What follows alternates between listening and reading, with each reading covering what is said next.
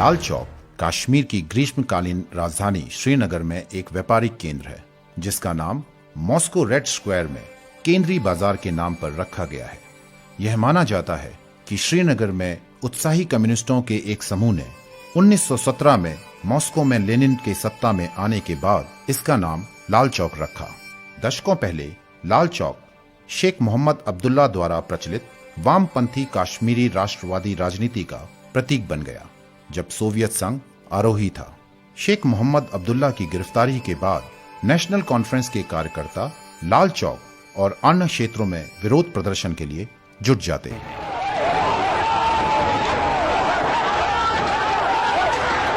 1980 में बजाज इलेक्ट्रिकल्स ने चौक के बीच घंटाघर को खड़ा किया। यह शुरू में श्रीनगर में बजाज के लिए एक विज्ञापन के रूप में काम करता था। बाद में वर्षों तक इसका नवीनीकरण नहीं किया गया और इसने काम करना बंद कर दिया। आज लाल चौक और घंटाघर कश्मीरी राजनीति का नया प्रतीक बन गया है।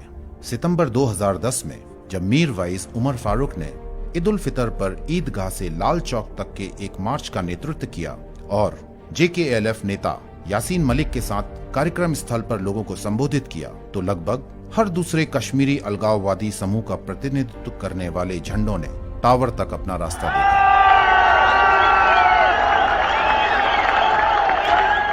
नेहरू के शब्दों का अनुवाद करते हुए शेख अब्दुल्ला थोड़ा और आगे बढ़े।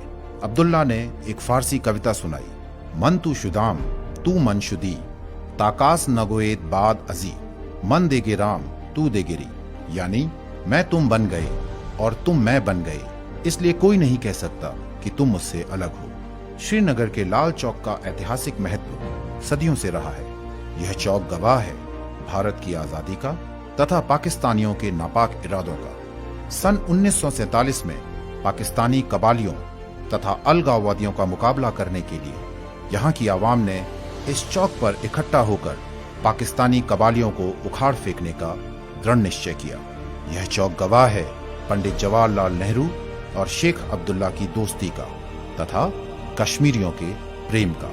धीरे धीरे अलगाववादी ताकतों ने अपना वर्चस्व बढ़ाया तथा आसपास की मुस्लिम आवाम को धर्म के नाम पर पथभ्रष्ट किया, जिसके कारण यहाँ के लोगों के मन में खौफ पैदा करके पाकिस्तान के नापाक मंसूबों की ओर यहाँ के लोगों का ध्यान भटकाया गया। हालात ये हुए कि श्रीनगर का लाल चौक मुस्लिम अलगाववादियों का गढ़ बन गया और इस चौक पर पाकिस्तानी झंडा तथा पाकिस्तान जिंदाबाद के नारे सरेआम लगाए जाने लगे।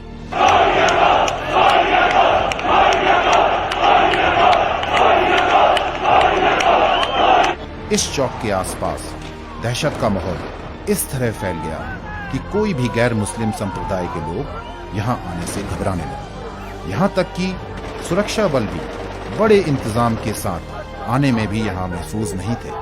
सभी अलगाववादी ताकतें एकजुट होकर कोई भी देशद्रोही योजना की शुरुआत इसी चौक से करने लगी।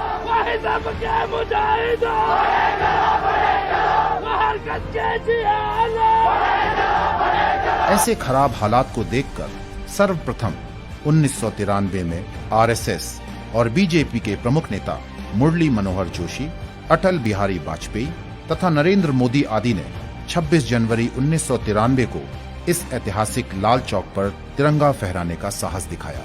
उसके बाद अलगाववादी ने बहुत तांडव किया। हालात और खराब हुए।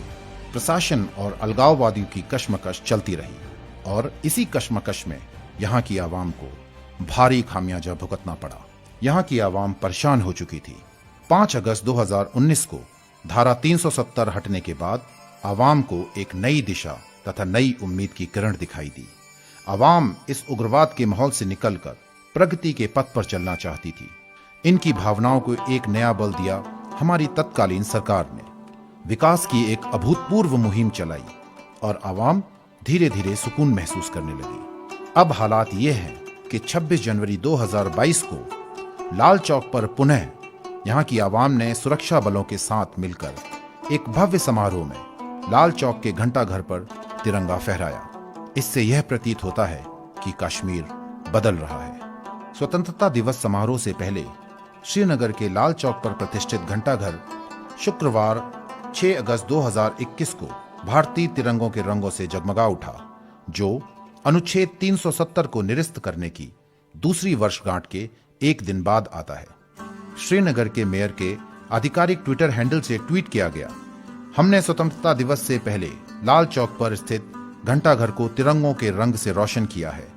सुरक्षा स्थिति के मूल्यांकन के बाद केंद्रीय रिजर्व पुलिस बल हर साल घंटाघर के ऊपर भारतीय ध्वज फहराता है। हालांकि यह पहली बार है जब घंटाघर को भारतीय ध्वज के रंगों से रोशन किया गया है। लाल चौक के अलावा जीरो ब्रिज पर भी इसी तरह की रोशनी की गई है। गणतंत्र दिवस 2022 के अवसर पर राष्ट्रीय गान गायन के बीच दो कार्यकर्ताओं ने श्रीनगर में घंटाघर के ऊपर तिरंगा स्थापित करने के लिए हाइड्रोलिक क्रेन लिफ्ट का उपयोग किया। लाल चौक पर राष्ट्रीय ध्वज फहराना ऐतिहासिक था, क्योंकि इससे पहले 26 जनवरी को उस स्थान पर पाकिस्तानी झंडा फहराया गया था और धारा 144 भी लगाई गई थी। राष्ट्रीय ध्वज फहराने के बाद साजिद यूसुफ शाह ने कहा था कि अनुच्छेद 370 को खत्म करना संभव है। अपने विचार व्यक्त करते हुए भट्ट ने कहा कि पहले पाकिस्तान की कठपुतली सभी चौकों पर पाकिस्तान के राष्ट्रीय ध्वज को प्रदर्शित करते थे।